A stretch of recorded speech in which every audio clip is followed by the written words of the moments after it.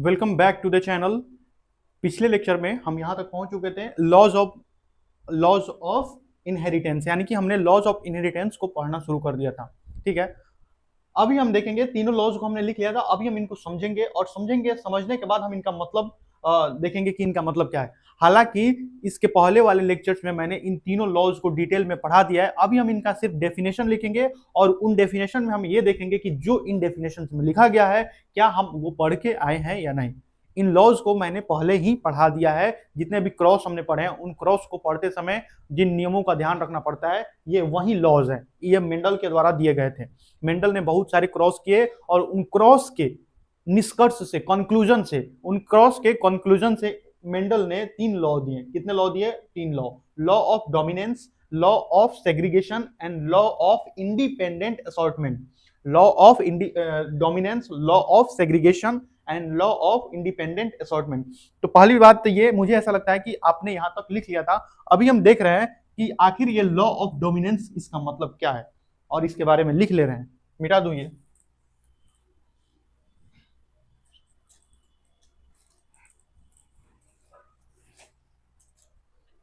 पहले इसके बारे में हम लिख ले रहे हैं।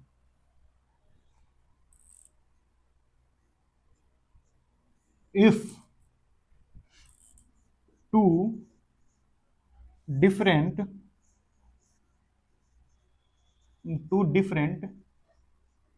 alleles, if two different alleles of same trait present in an organism then one allele will express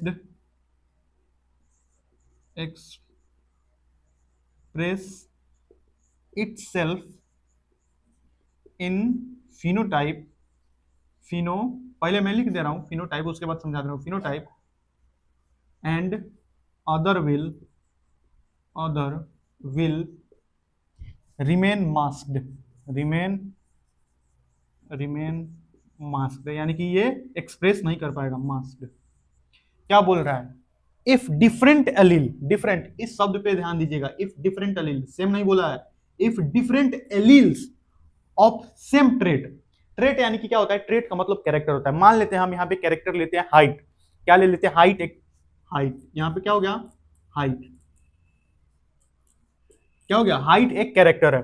ठीक है, हाइट एक कैरेक्टर है। अच्छा, इसका ये जो कैरेक्टर है ये किस तरह से अपने आप को एक्सप्रेस कर सकता है फिनोटाइप में? फिनोटाइप में हाइट या तो टॉल हो सकता है या ड्वार्फ हो सकता है। क्या हो सकता है? ड्वार्फ। टॉल के लिए क्या होता है? कैपिटल टी और ड्वार्फ के लिए स्मॉल टी। यानी कि मान लीजिए कोई ऐसा ऑर्गेनिज्म है, capital T small T, capital T small T, capital T और स्मॉल टी, ये कॉम्बिनेशन किसी ऑर्गेनिज्म में मौजूद है। ये कॉम्बिनेशन किसी ऑर्गेनिज्म में मौजूद है। ठीक है, देन वन एलील, मान लीजिए ये कैपिटल टी है, one allele will express itself in phenotype. Phenotype क्या होता है? External appearance of any organism is called phenotype. बाहर से देखकर उसका अपीयरेंस कैसा है यही उसका फिनोटाइप होता है। तो अगर ऐसा कंडीशन किसी ऑर्गेनिज्म में आ जाए तो वो टॉल होगा या डॉर्फ होगा? तो हम जानते हैं टॉल होगा। क्या होगा? टॉल। ये हम पढ़ के आए हैं, कैपिटल टी और स्मॉल टी जो बनता है वो हाइब्रिड होता है और ये टॉल होता है। ठीक है, then one will express itself in phenotype. कौन वाला एक्सप्रेस करेगा? कैपिटल टी या small T? Capital T dominant है और डोमिनेंट है इसीलिए ये हेटेरोजाइगस कंडीशन में अपने आप को एक्सप्रेस कर पाएगा। कैपिटल टी एक्सप्रेस होगा, ये एक्सप्रेस होगा, और जबकि स्मॉल टी अपने आप को एक्सप्रेस नहीं कर पाएगा। क्या बोल रहा है? Phenotype and other will, other यानी कि small T, will remain masked यानी कि ये नॉट एक्सप्रेस यानी कि ये अपने आप को एक्सप्रेस नहीं कर पाएगा। इसका कोई प्रोटीन नहीं बनेगा, या अगर प्रोटीन बनेगा भी तो वो उस लायक नहीं होगा जिससे इसका कैरेक्टर शो किया जा सके। तो आपने लॉ ऑफ डोमिनेंस को समझ लिया। हमने इस उदाहरण के माध्यम से लॉ ऑफ डोमिनेंस को समझ लिया। इफ टू डिफरेंट एलील देख लीजिए, दोनों एलील डिफरेंट है लेकिन ये एक ही कैरेक्टर के एलील है। कैरेक्टर क्या है? हाइट। हाइट एक कैरेक्टर है, हाइट एक ट्रेट है, और इस ट्रेट का कितने कितने एलील है? दो। एक तो टॉल के लिए कैपिटल टी है और एक डॉर्फ के लिए स्मॉल टी है। ये दो एलील हैं, ये दो क्या है? एलील है। और ये सिंगल कैरेक्टर के लिए हाइट। उसी प्रकार से कुछ और भी हो सकता है, राउंड एंड रिंकल्ड। ये भी एक ही कैरेक्टर के दो डिफरेंट फॉर्म्स हैं, राउंड होना और रिंकल्ड होना। ये भी सीड का जो टाइप होता है उसके दो डिफरेंट फॉर्म है, राउंड एंड रिंकल। यहाँ पे हम उसका बात नहीं कर रहे हैं, यहाँ पे हम टॉल का बात कर रहे हैं। तो एक जो उसमें से एलील है, यानी कि कैपिटल टी वाला जो एलील है, ये एलील अपने आप को एक्सप्रेस करेगा, इसका प्रोटीन बनेगा, जिसके कारण ये अपने आप को हेट्रोजाइगस कंडीशन में एक्सप्रेस कर पाएगा। जबकि फिनोटाइप में अदर विल नॉट एक्सप्रेस्ड, यानी कि दूसरा जो है वो एक्सप्रेस नहीं कर पाएगा। तो इससे ये मालूम चलता है कि जो एलील है उनमें से एक डोमिनेंस है और एक रिसेसिव है। एक डोमिनेंट है, डोमिनेंट वाला प्रोटीन बनाएगा और प्रोटीन बनाने के बाद वो फिनोटाइप में एक्सप्रेस कर पाएगा। फिनोटाइप जीनोटाइप अगर आपको समझ में नहीं आ रहा है, इसके लिए मैंने पिछले लेक्चर बनाए हुए। और एक बात, मैं हमेशा लेक्चर को सीरीज में रखता हूं। आप अगर यूट्यूब खोले और मेरा चैनल खोले तो चैनल में मैंने एक एक लेक्चर को सीरीज वाइज, एक भी जगह मैंने ऐसा नहीं किया है कि मैं कुछ ऐसा पढ़ा दूं जो मैंने पीछे पढ़ा नहीं रखा है। ऐसा मैं नहीं करता हूं, ऐसा मेरी आदत नहीं है और ना ही मेरे टीचर्स की ऐसे आदत थी। वो जो भी बोलते थे पीछे से उसका लिंक होता था। अगर आप पीछे पढ़ के नहीं आए हैं तो आप लाख तेज रहिए, आप लाख बुद्धिमान रहिए, आपको वो लेक्चर समझ में नहीं आएगा, या हो सकता है कि कठिनाई हो। क्या हो? कठिनाई हो, मुश्किल हो जाए आपको समझने के लिए। हाँ, लेकिन आप नॉर्मल बच्चे भी हैं और एक एक सीक्वेंस वाइज लेक्चर देखते आ रहे हैं या वीडियोस देखते आ रहे हैं, तो आपको लगेगा कि हाँ, ये चीजें मुझे समझ में आ रही है। तो समझ में आ गया ना? ये रहा लॉ ऑफ डोमिनेंस। अब हम देखेंगे दूसरा लॉ। उससे पहले आप इसको अच्छे से ग्रास्प कर लीजिए, नोट डाउन कर लीजिए। मैं हट जा रहा हूं, पहले इसको नोट डाउन कर लीजिए। नोट डाउन कर चुके होंगे, पॉज करके मिटा दूं ना? चलिए मिटा रहा हूं। अब हम देखेंगे लॉ ऑफ सेग्रीगेशन। कौन सा लॉ देखेंगे? Law of segregation. Second law है।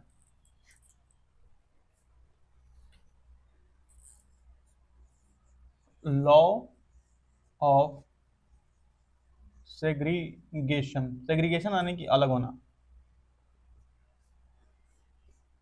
at the time of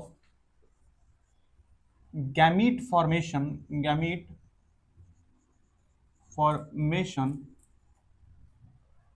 two allele of same trait segregate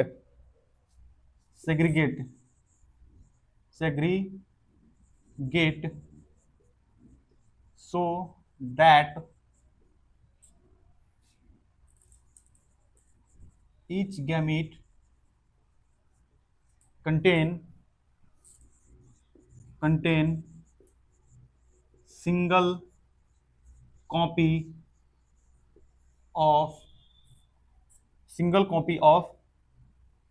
an allele for a trait single copy of allele of a trait of a trait। समझा रहा हूं, अभी समझा दे रहा हूं, इसका मतलब समझा दे रहा हूं। मान लीजिए ये एक प्लांट है, जिसमें हाइट जो कैरेक्टर है उसके लिए दो एलील्स हैं। उसके लिए कौन कौन से एलील है? दो allele, capital T small T. और ये प्लांट कैसा होगा? हम सब जानते हैं कि ये प्लांट कैसा होगा? टॉल। लेकिन जब इसमें गैमीट का फॉर्मेशन होगा, यानी कि पॉलन ग्रेन, या इसमें क्या बनेंगे? इसमें जब क्या बनेंगे? इसमें ओवम बनेंगे। ओवम तो नहीं बनता, इसमें क्या बनता है? सीड का फॉर्मेशन होता है। फीमेल गैमीट बनता है। फीमेल गैमीट क्या बनता है? फीमेल गैमीट आप उसको क्लास 12th में उसको पूरा डिटेल में देखेंगे कि इस प्रकार से एग एपरेटस बनता है। इस प्रकार से एग एपरेटस बनता है, जो अभी आपके सिलेबस में नहीं है, जो आपके सिलेबस में नहीं है। तो आप इतना ही समझिए कि गैमीट का फॉर्मेशन होगा। क्या होगा? गैमीट का फॉर्मेशन। हाँ, इसको हम मान लेते हैं कि ये एक ऐसा फ्लावर है, ये एक मेल फ्लावर है। तो मेल फ्लावर में क्या बनेगा? मेल फ्लावर में बनेगा पॉलन ग्रेन। क्या बनेगा? Pollen grain. अच्छा, ये बताइए कि जो पॉलन ग्रेन बनेगा, तो एक पॉलन ग्रेन बनेगा कि हजारों की संख्या में लाखों की संख्या में पॉलन ग्रेन तो बहुत सारे बनते हैं, बहुत सारे बनते हैं ना। तो जब गैमीट का फॉर्मेशन होगा, यानी कि गैमीटोजेनेसिस, गैमीट का फॉर्मेशन होगा, गैमीट फॉर्मेशन, तो हम क्या देखते थे, जब गैमीट फॉर्मेशन होता था तो ये दोनों अलग अलग हो जाते थे, ये दोनों क्या हो जाते थे, अलग अलग चले जाते थे। कैपिटल टी अलग हो जाता था और स्मॉल टी अलग हो जाता था, कैपिटल टी अलग, स्मॉल टी अलग। ये किसी और से कंबाइन करता था, ये किसी और से कंबाइन करता था, ये किसी और से कंबाइन करेगा, ये किसी और से कंबाइन करेगा। तो ये बोल रहा है कि गैमीट फॉर्मेशन के समय दो allele of a same trait के, ये किस ट्रेट के एलील हैं, ये हाइट के हैं, हाइट के लिए सेग्रीगेट यानी कि अलग हो जाते हैं, सेग्रीगेट यानी कि अलग हो जाते हैं, सो दैट हर एक गैमीट के पास, so that each gamete contain single copy, सिर्फ एक ही कॉपी जानी चाहिए, एक एक एलील की एक एक कॉपी। मान लीजिए कुछ गड़बड़ी हो गया, और कुछ गड़बड़ी के कारण इस गैमीट में दोनों कॉपीज हाइट के जो दोनों एलील हैं, दोनों कॉपी एक ही साथ चली आई। अब ये जब दूसरे किसी से मिलेगा, मान लीजिए ये स्मॉल टी से मिल रहा है, मान लीजिए ये स्मॉल टी से मिल रहा है, तब जब ये मिलेगा तो इसमें तो एक ही कैरेक्टर के तीन एलील आ गए, एक ही कैरेक्टर के तीन, जैसे कैपिटल टी स्मॉल टी। अब देखिए ये तो गड़बड़ी हो गई, लेकिन ऐसा होता नहीं है, ऐसा जनरली होता नहीं है, ऐसा जनरली होता नहीं है। अगर ऐसा हो रहा है तो हो सकता है कि कोई डिजीज आ जाए, क्या आ जाए, कोई डिसीज आ जाए, हमें उसके बारे में पढ़ना नहीं है। हमको बस इतना पढ़ना है कि जब सेग्रीगेट होंगे, each gamete contain single copy of an allele, यानी कि इन दोनों में से एक ही कॉपी जाएगा, किसमें, गैमीट में। गैमीट क्या होता है, गैमीट ऐसे सेल्स होते हैं जो आपस में फ्यूजन करके, फर्टिलाइजेशन करके आगे उसी जैसे दूसरे जीवों को जन्म देते हैं, उन्हीं को गैमीट बोलते हैं। गैमीट के बारे में पूरा डिटेल में पढ़ा चुका हूं, मैं बार बार बोल रहा हूं, मैं उस किसी भी शब्द का इस्तेमाल नहीं कर रहा हूं जो मैंने पीछे पढ़ा नहीं था। तो गैमीट बनेंगे, गैमीट का फॉर्मेशन होगा, और गैमीट फॉर्मेशन होते समय ये ध्यान रखा जाएगा, उस जीव के डीएनए में ऐसा कैरेक्टर है कि ये ध्यान रखा जाएगा कि ये दोनों अलग हो जाएंगे, और एक एक गैमीट के पास एक एक एलील चला जाएगा। वो किसी के पास कोई भी जा सकता है, उससे हमको मतलब नहीं है, हमको बस मतलब है कि अगर लाखों बन रहे हैं तो एक के पास टी होगा तो दूसरे के पास स्मॉल टी होगा, ठीक है। तो आपने लॉ ऑफ सेग्रीगेशन को पढ़ लिया, इसको भी नोट डाउन कर लीजिए, नोट डाउन कीजिए। बहुत सुंदर नोट कर लिए होंगे आपने। मिटा दूं ना, मिटा रहा हूं। अब लास्ट लॉ है लॉ ऑफ इंडिपेंडेंट असॉर्टमेंट, लिखिए। हम एक एक लॉ पढ़ रहे हैं, उसको पढ़ने के बाद समझ रहे हैं और उसको कोरिलेट कर रहे हैं, जो कि हमने पीछे पढ़ रखा है। Law of independent assortment,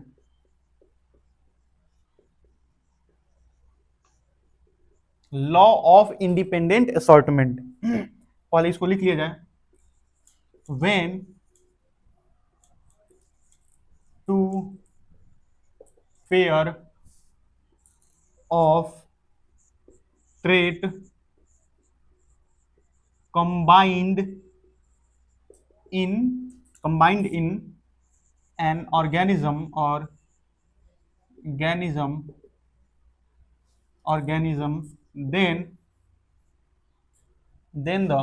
then segregation of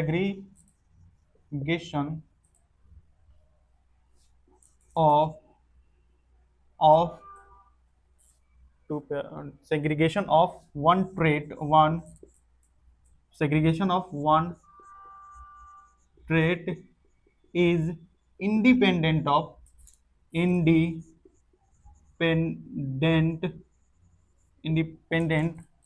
of segregation of another pair, segregation of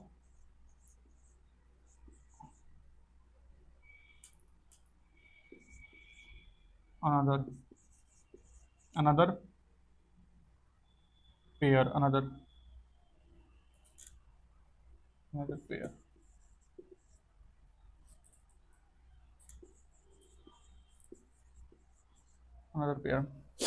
लिखिए, समझा रहा हूं, लिखिए। लॉ ऑफ इंडिपेंडेंट असॉर्टमेंट, देखिए जनरली इसको समझने में दिक्कत आती है, लेकिन इसको ध्यानपूर्वक समझिएगा तो समझ में आ जाएगा। When two pair of trait, यहाँ पे टू पेयर ऑफ ट्रेट है, दो पेयर, यहाँ पे अलग अलग दो पेयर ट्रेट की बात की जा रही है, कंबाइंड इन एन ऑर्गेनिज्म, किसी ऑर्गेनिज्म में कंबाइन है, देन द सेग्रीगेशन, इसके बाद मैं समझा रहा हूं। मान लीजिए कि एक प्लांट है जिसमें एक ट्रेट है, एक पेयर ऑफ ट्रेट, यहाँ पे दो पेयर और दो पेयर की बात की जा रही है, ठीक है। एक पेयर है जिसमें round and wrinkled round and wrinkled, ये एक पेयर ट्रेट है कि नहीं है? ये फर्स्ट पेयर हो गया, फर्स्ट पेयर। अरे एक जोड़ी ट्रेट है कि नहीं है? ट्रेट एक ही है, उसके दो अलग अलग फॉर्म्स हैं, ट्रेट एक ही है, उसके दो अलग अलग फॉर्म्स हैं, है कि नहीं है? फर्स्ट पेयर, ठीक है। और यहां भी मान लीजिए येलो एंड ग्रीन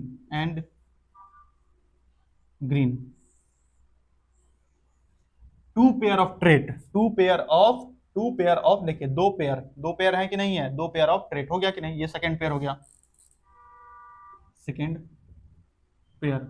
बोल रहा है मान लीजिए कि किसी ऑर्गेनिज्म में राउंड एंड रिंकल्ड सीड है, राउंड एंड रिंकल्ड का जीनोटाइप है, एंड येलो एंड ग्रीन भी है। राउंड के साथ ग्रीन भी हो सकता है कि नहीं हो सकता है? ये कंडीशन किस में है? किसी मटर के पौधे में ये कंडीशन है, ये कंडीशन किसी मटर के पौधे में है, ये कंडीशन किसी मटर के पौधे में है, ठीक है। येलो एंड ग्रीन है, येलो एंड ग्रीन। जब ये कंबाइन करेंगे, जब इनका गैमीट का फॉर्मेशन होगा, जब गैमीट का फॉर्मेशन होगा तो राउंड येलो के साथ भी जा सकता है, राउंड देखते रहिएगा, राउंड ग्रीन के साथ भी जा सकता है, रिंकल्ड येलो के साथ भी जा सकता है, रिंकल्ड ग्रीन के साथ भी जा सकता है। क्या राउंड के ऊपर ऐसी बाध्यता है कि ये रिंकल्ड के साथ ही जाएगा? रिंकल्ड के साथ ही जाएगा, ऐसी कोई बाध्यता है क्या? या राउंड येलो के साथ ही जाएगा, क्या ऐसी बाध्यता है कि राउंड को येलो के साथ जाना ही पड़ेगा? नहीं, ऐसी भी कोई बाध्यता नहीं है। यानी कि इनका सेपरेशन इसके सेपरेशन पर डिपेंड नहीं कर रहा है। इनका सेपरेशन देखिए कंबाइन है, then segregation of one trait, यानी कि इनका सेग्रीगेशन इसके सेग्रीगेशन पर डिपेंड नहीं कर रहा है। Segregation of round and wrinkled, इनका अलग होना इसके अलग होने पे डिपेंड नहीं कर रहा है। ये अलग होंगे, ये भी अलग होंगे, और जितने पॉसिबल कॉम्बिनेशन है उन सभी पॉसिबल कॉम्बिनेशन में ये कंबाइन कर सकते हैं। जितने भी पॉसिबल कॉम्बिनेशन है उन सभी पॉसिबल कॉम्बिनेशन में ये कंबाइन कर सकते हैं। ये राउंड एंड रिंकल्ड का अलग होना येलो एंड ग्रीन के अलग होने पर डिपेंड नहीं कर रहा है। राउंड एंड रिंकल्ड का अलग होना येलो एंड ग्रीन के अलग होने पर डिपेंड नहीं कर रहा है। अलग कब होंगे? जब गैमीट फॉर्मेशन होगा। मान लीजिए एक ये कंडीशन है आर आर, और रिंकल्ड के लिए क्या होता है? आर आर, ये राउंड हो गया, round and wrinkled, round and wrinkled, round R R, और ये हो गया रिंकल्ड। ये क्या हो गया? Wrinkled, round and wrinkled. तो इनका अलग होना है, इनका क्या होना? इनका अलग होना आर आर, और इनका अलग होना R R. Yellow yellow yellow, green green. दिख रहा है क्या? ये दिख रहा है क्या? एक सेकंड मुझे देखने दीजिए, दिख रहा है कि नहीं दिख रहा है? यहाँ दिख रहा है। इसके अलग होने पे डिपेंड नहीं करेगा। ये येलो और ये अलग होगा तो स्मॉल वाई, यानी कि ये अपना अलग होंगे, ये भी अपना अलग होंगे। इसका अलग होना इसके अलग होने पे डिपेंड नहीं करेगा, इसका अलग होना इसका अलग होने पे डिपेंड नहीं करेगा। ये सभी अलग होंगे, और जितने भी पॉसिबल कॉम्बिनेशन है उन सभी पॉसिबल कॉम्बिनेशन में कंबाइन कर सकते हैं, वे सभी पॉसिबल कॉम्बिनेशन में कंबाइन कर सकते हैं। ठीक है, समझ में आ गया? राउंड एंड रिंकल्ड का अलग होना येलो एंड ग्रीन के अलग होने पर डिपेंड नहीं करेगा। लिख सकते हैं आप, segregation of round and wrinkled does not depend on segregation of yellow and green। यहां पे लिख सकते हैं segregation of round and wrinkled will do not depend upon segregation segregation of yellow and green, yellow and green. पहले आप note down कर लीजिए, उसके बाद मैं इसको मिटा दे रहा हूं, नोट डाउन कीजिए।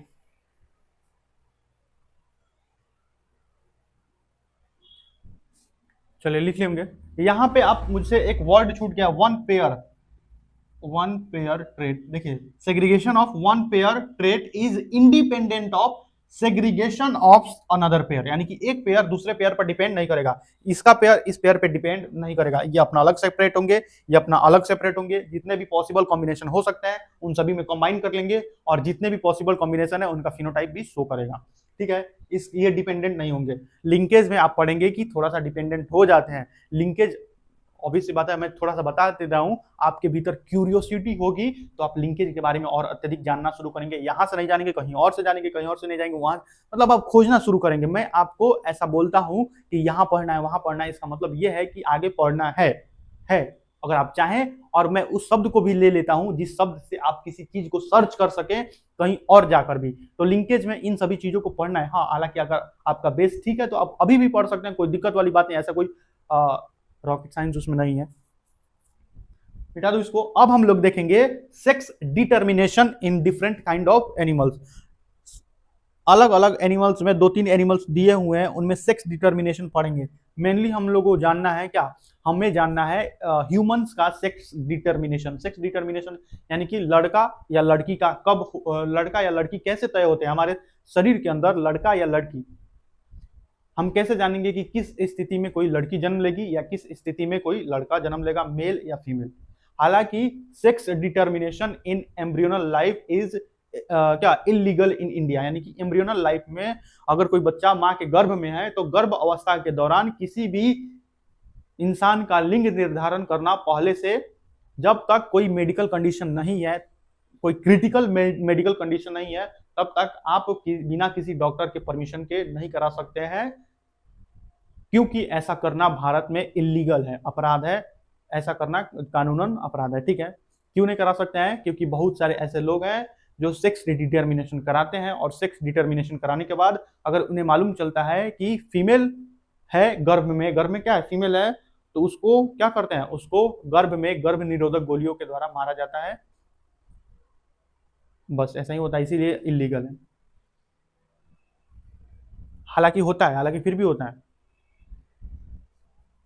मिटा दू, मिटा दू, अभी तो आबादी इतनी हो गई है कि क्या ही बताया जा सके। हाँ देखिए, ये एमटीपी कानून, देखिए मैं अभी ही समझा दे रहा हूँ। एमटीपी एक टर्म है, MTP medical transmission, sorry termination of transmission बोल रहा हूँ, मेडिकल टर्मिनेशन ऑफ प्रेगनेंसी। मान लीजिए कोई व्यक्ति ये चाहे कि मेरे पास सफिशिएंट 2-3 बच्चे हो गए हैं, हमको इसके बाद बच्चा नहीं चाहिए।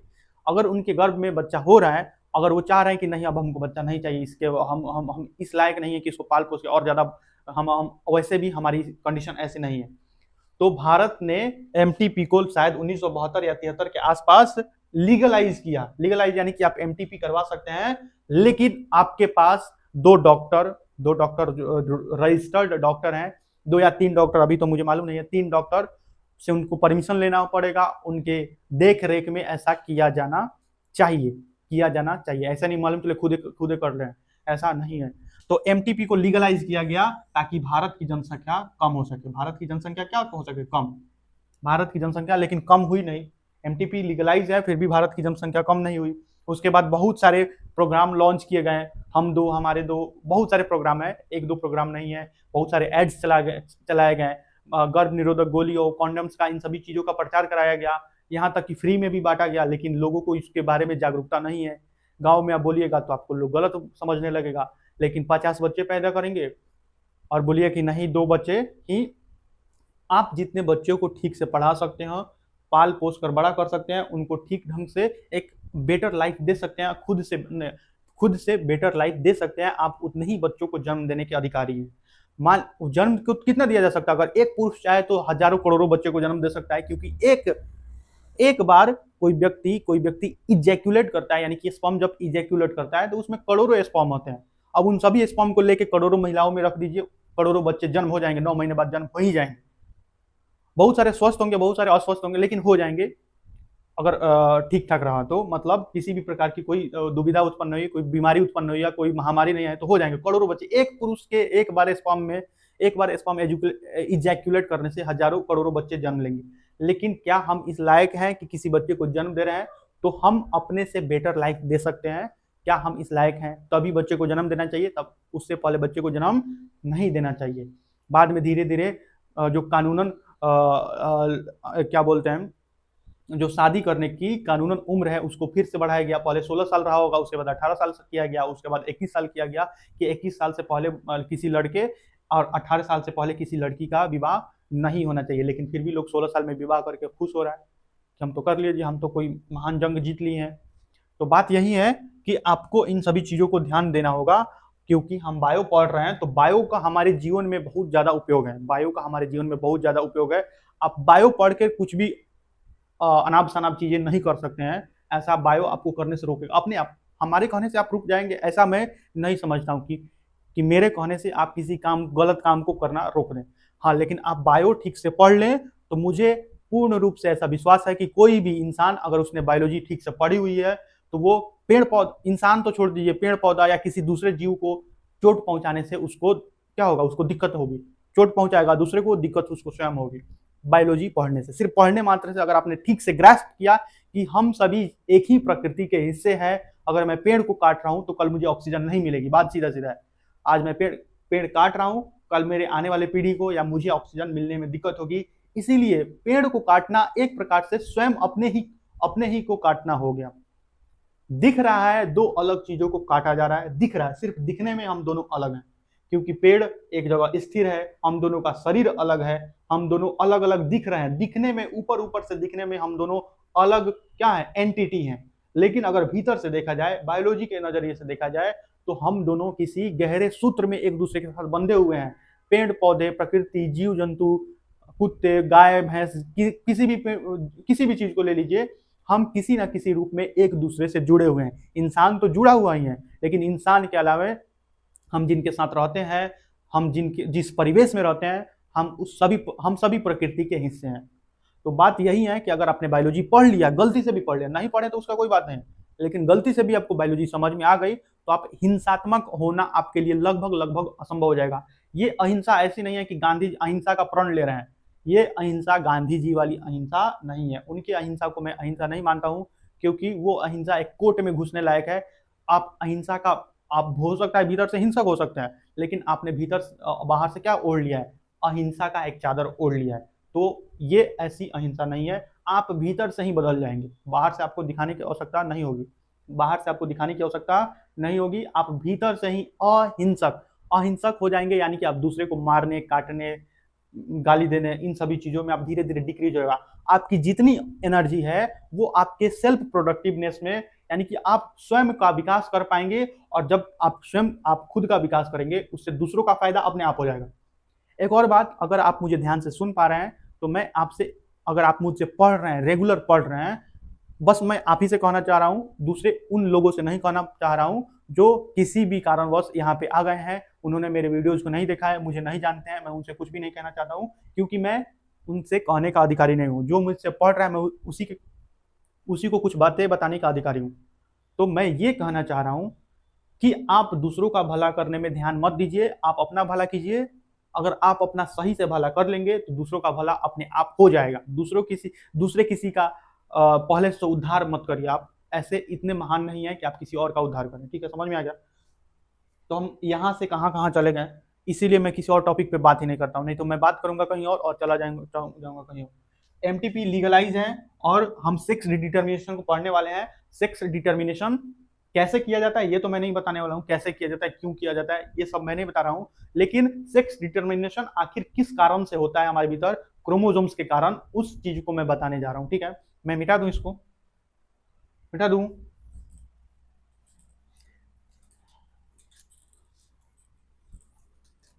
देखिए, मैं एक और चीज यहाँ पे बोलना चाह रहा हूँ।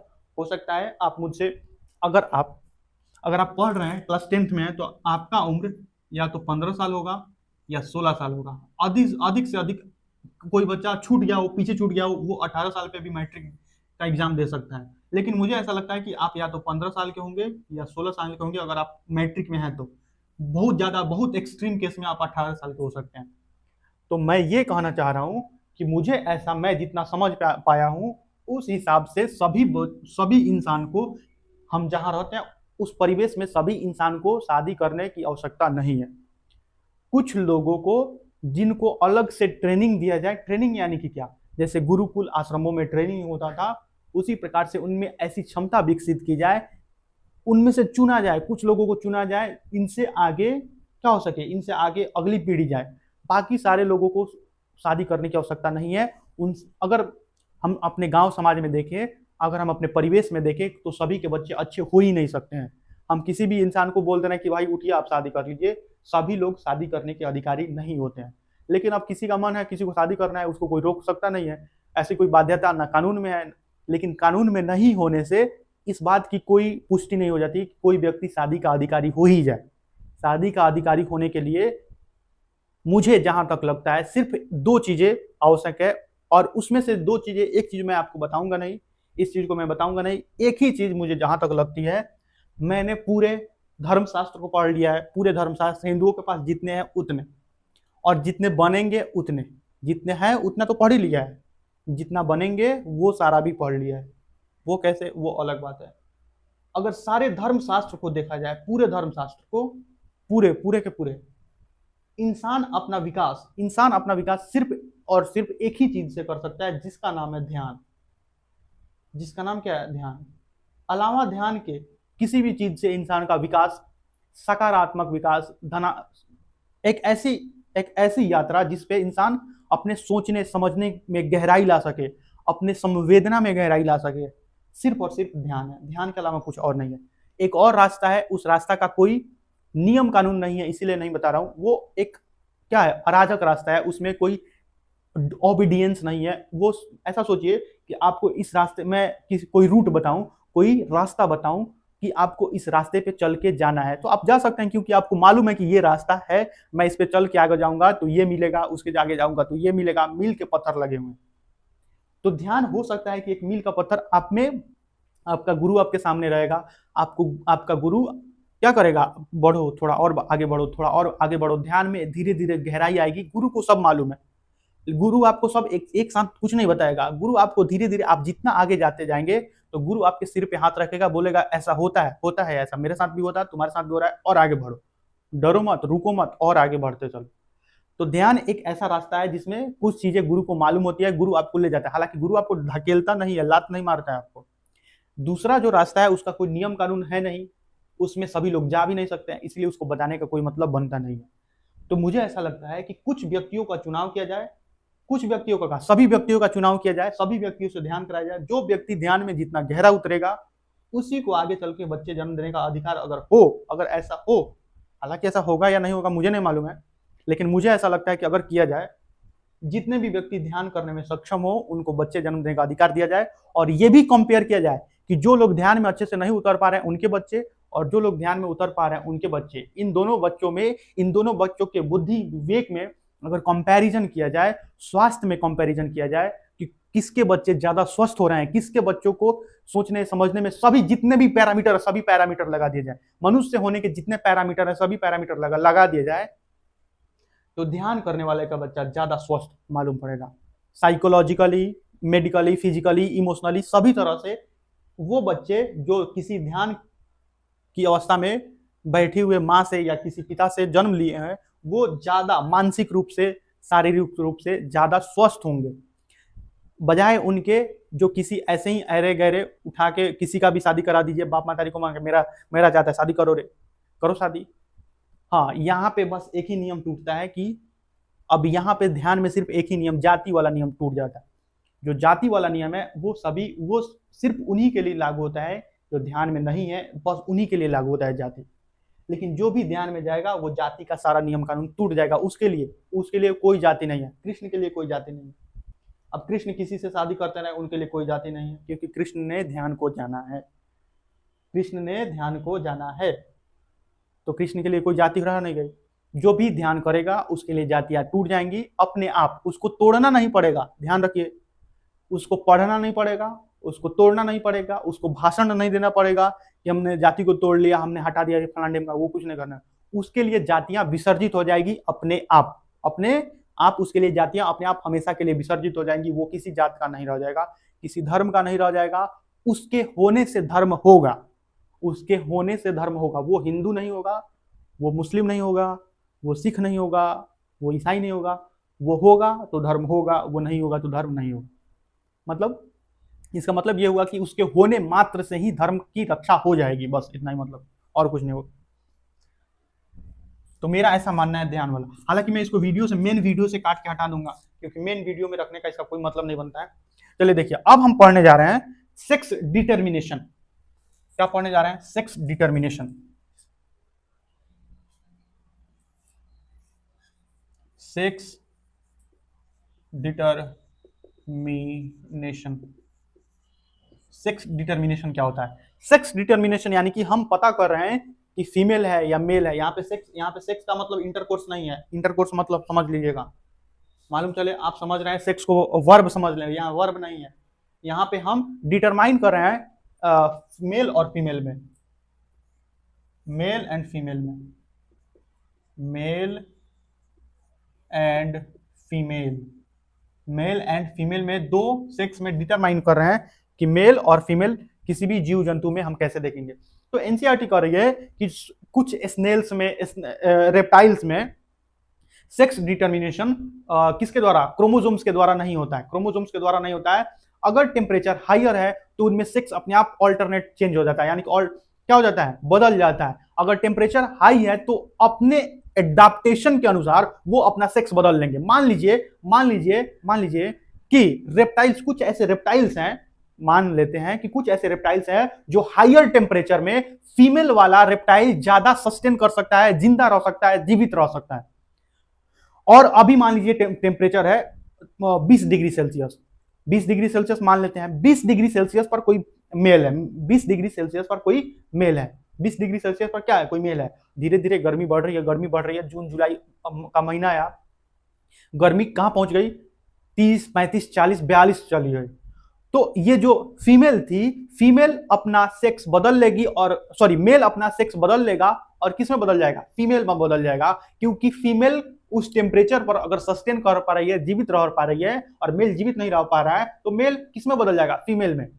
इसको ऐसा क्यों करते हैं? अपने एडाप्टेशन के लिए, अपने पीढ़ी को, एक पीढ़ी से अपने पीढ़ी को जीवित रखने के लिए, अपने आप का अस्तित्व कायम रखने के लिए, अपने एग्जिस्टेंस को इस प्रकृति में कायम रखने के लिए जीव ऐसा करते हैं। ये जो डिटर्मिनेशन है, ये क्रोमोसोम्स के द्वारा डिटरमाइन नहीं होता। ये जो डिटर्मिनेशन है, ये क्रोमोसोम्स के द्वारा डिटरमाइन नहीं होता है। रेप्टाइल्स में हमको किसमें? In some snail and reptiles, in some snail and reptiles. Reptile समझते ना, वे ऐसे जीव जंतु जो रेंग कर चलते हैं। क्लास 9th में आपने रेप्टाइल्स, एप्स, मैमल्स, इन सभी के बारे में कहां से पढ़ा होगा? आपने पढ़ा होगा जैव विविधता। जैव विविधता यानी कि ऑर्गेनिज्म में डाइवर्सिटी जब आपने पढ़ी होगी, तो वहां पे सारे क्लासेस के आपने पढ़े होंगे, पॉरीफेरा, सिलेंट्रेटा, टिनोफोरा, एस्केलेमिंथिस, प्लेटिहेल्मिंथिस, इन सभी चीजों के बारे में पढ़ा होगा। वहां पे रेप्टाइल्स भी पढ़ा होगा आपने, रेप्टाइल्स। भाई हम नहीं पढ़े हैं, नहीं पढ़े तो क्लास 11th का इंतजार कीजिए, एनिमल किंगडम में आपको पढ़ा दिया जाएगा। एनिमल किंगडम में आपको क्या कर दिया जाएगा? पढ़ा दिया जाएगा।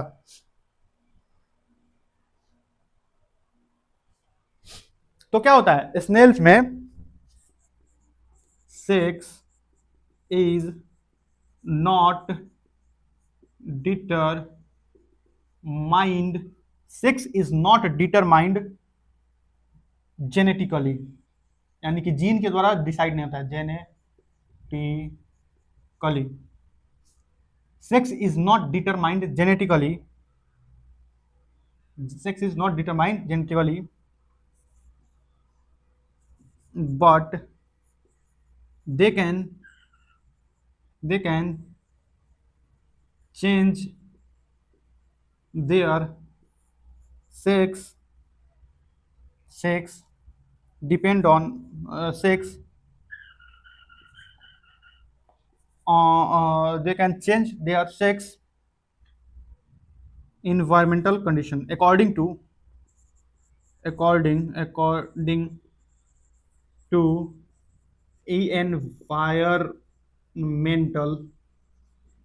environmental condition। क्यों इतना गलती हो रहा है भाई? कंडीशन यानी कि एक्सटर्नल इन्वायरमेंट के, यहाँ पे एक्सटर्नल भी लिख लीजिएगा, एक्सटर्नल बाहर का जो इन्वायरमेंट है उस इन्वायरमेंट के अनुसार इन्होंने अपने आप को ऐसा ढाल लिया है कि बाहर इन्वायरमेंट में कोई चेंज हो रहा है तो ये अपना सेक्स भी चेंज कर रहे हैं, मेल है तो फीमेल हो जा रहा है, फीमेल है तो मेल हो जा रहा है। ये कुछ ही ऐसे स्नेल्स में और रेप्टाइल्स में ऐसा होता है, सभी में ऐसा नहीं होता है। लेकिन ह्यूमंस में इन दोनों को पास पास मत लिख लीजिएगा, नहीं तो वो हो जाएगा in human. Sex is determined genetically. इसका मतलब क्या हुआ? देखिए हमारे में एक इंसान में 23 जोड़े ऑटोसोमल होते हैं, 23 जोड़े यानी कि 22 जोड़े, 22 प्लस 22 क्रोमोसोम ऑटोसोम होते हैं। ऑटोसोम यानी कि उनसे सेक्स डिटरमाइन नहीं होता है, उनसे बाकी सारे कैरेक्टर डिटरमाइन होते हैं, लेकिन उनसे सेक्स वो इस बात के लिए तय नहीं, वो इस बात को तय नहीं करते हैं कि कोई लड़का होगा या लड़की होगा। यानी कि 22 जोड़े आइडेंटिकल होते हैं मेल एंड फीमेल में, यानी कि 44 क्रोमोसोम आइडेंटिकल होते हैं मेल एंड फीमेल में, किसी भी प्रकार से चेंज नहीं होता है, किसी प्रकार से चेंज नहीं होते हैं। लेकिन जो 23वां जोड़ा होता है, 23वां जोड़ा, ये 22 जोड़े हो गए, 22 जोड़े 44, ठीक है। लेकिन जो 23वां जोड़ा होता है या तो वो एक्स रहेगा या 44 प्लस एक्स वाई रहेगा। जब ऐसा कंडीशन होगा तो इस ऑर्गेनिज्म को हम बोलेंगे फीमेल,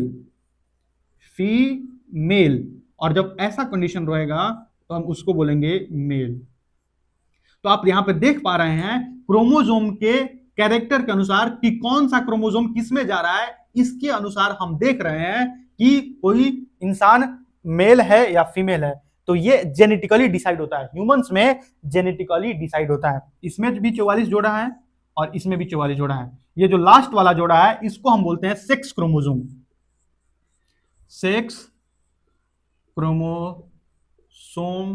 ह्यूमन सेक्स क्रोमोसोम, ये 23rd पेयर होता है, 23वां जोड़ा, 23rd पेयर। अच्छा ये क्या क्या हो सकता है, किस किस कंडीशन में हो सकता है? या तो एक्स एंड एक्स होगा या तो एक्स एंड वाई होगा। एक्स फीमेल के लिए होगा, फीमेल के लिए, और एक्स वाई किसके लिए होगा? मेल के लिए। ठीक है, समझ गए? तो आज अपना चैप्टर यहाँ पे एंड हो रहा है, ठीक है। और एक और चीज, यहाँ पे क्लास 10th की बायो पूरी तरह से खत्म हो रही है। एक लास्ट वाला चैप्टर है इन्वायरमेंट वाला, आवर इन्वायरमेंट। तो आप उसको अपने क्या बोलते हैं, अपने स्कूल टीचर या आप खुद से उसको रीड करने की कोशिश कीजिएगा, समझने का कोशिश कीजिएगा। हो सकता है वो समझ में आ जाए, उतना कोई हार्ड एंड फास्ट नहीं है। लेकिन हमने आज जेनेटिक्स को, हेरिडिटी को क्लास 10th के लेवल पर, और यहाँ तक कि मैंने आपको थोड़ी थोड़ी चीजें क्लास 12th की बता दी है, उनका बेस तैयार किया है ताकि आप उन चीजों को ग्रास्प कर सके, क्लास 11th क्लास 12th में ग्रास्प कर सके, इस लायक मैंने आपको पढ़ा दिया है। तो मुझे ऐसी उम्मीद है कि आपको ये लेक्चर समझ में आ रहे होंगे, ये वीडियोज आपको समझ में आ रहे होंगे, ठीक है। पढ़ते रहिए, स्वस्थ रहिए, और क्या, ठीक है। मिलते हैं अगले लेक्चर में, तब तक के लिए। और हो सकता है कि मैं क्लास 12th का बायो शुरू करूं, या आपको अगर ऐसा लग रहा है कि आपको जिस भी पोर्शन में दिक्कत हो रही है आप उस पोर्शन को बताइए, मैं वहां से शुरू करूंगा। और संभवतः इस साल मैं क्लास 12th के बायो को शुरू करूंगा, अपने लेवल पे क्लास 12th के बायो को शुरू करूंगा। देखिए मैं नीट के लेवल तक पढ़ा सकता हूं, लेकिन अभी मेरे पास I don't have any type of experience in offline, मेरे पास ऑफलाइन का कोई एक्सपीरियंस नहीं है।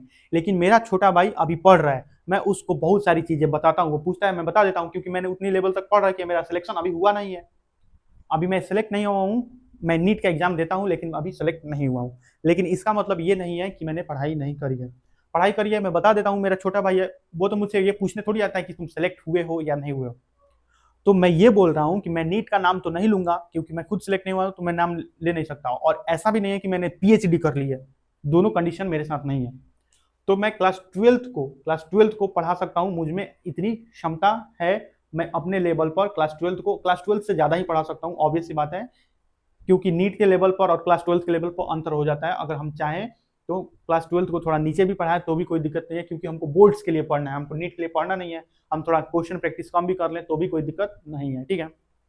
कॉन्सेप्ट में हल्का कॉम्प्रोमाइज कर दे तो भी कोई दिक्कत नहीं है, थोड़ा कॉम्प्रोमाइज नहीं, थोड़ा सा कम क्वांटिटी अगर कम भी रखे, क्वांटिटी कम रखे क्वालिटी नहीं, ठीक है, क्वांटिटी कम रखें क्वालिटी नहीं, तो ऐसा कर सकते हैं। लेकिन मैं ऐसा करूंगा नहीं, मैं पूरा ही पढ़ाऊंगा जितना मुझे पढ़ाना है। क्लास ट्वेल्थ को मैं पहले क्लास ट्वेल्थ को पढ़ाऊंगा और अगले साल से हो सकता है 11th भी शुरू कर दूं, ठीक है। थैंक यू सो मच, आपने इस वीडियो लेक्चर को इतने देर तक देखा, इसके लिए आपका बहुत बहुत धन्यवाद। पढ़ते रहिए, स्वस्थ रहिए, बाय।